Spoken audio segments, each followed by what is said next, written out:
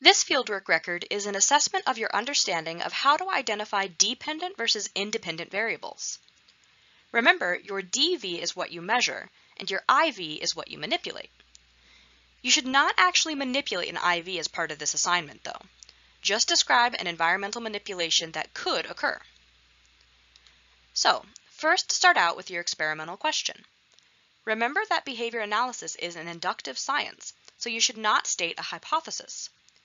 Come up with something like, what are the effects of my independent variable on my dependent variable? Not, will my independent variable improve my dependent variable? You'll get 1 point for any experimental question and full credit for one that references both your IV and DV with no hypothesis.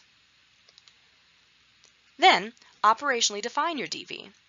For example, if you're investigating the effects of a certain intervention on your SAFMED's performance, how specifically would you describe your SAFMED's performance? What behavior are you going to measure? You'll receive 1 point for stating or only vaguely describing your DV, and full credit if the definition is fully clear and objective. Next, describe how you'd measure your DV. What measurable dimension would you record? Rate, duration, latency?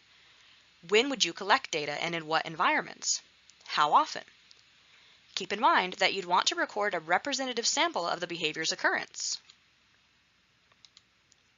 Full credit will be awarded so long as you clearly describe how, when, where, and how often data collection should occur. Finally, describe your proposed independent variable manipulation.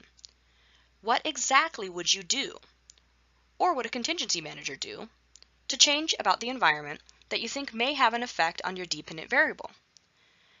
You'll receive partial credit for any proposed independent variable and full credit if it's described in enough detail that any reader could replicate the intervention.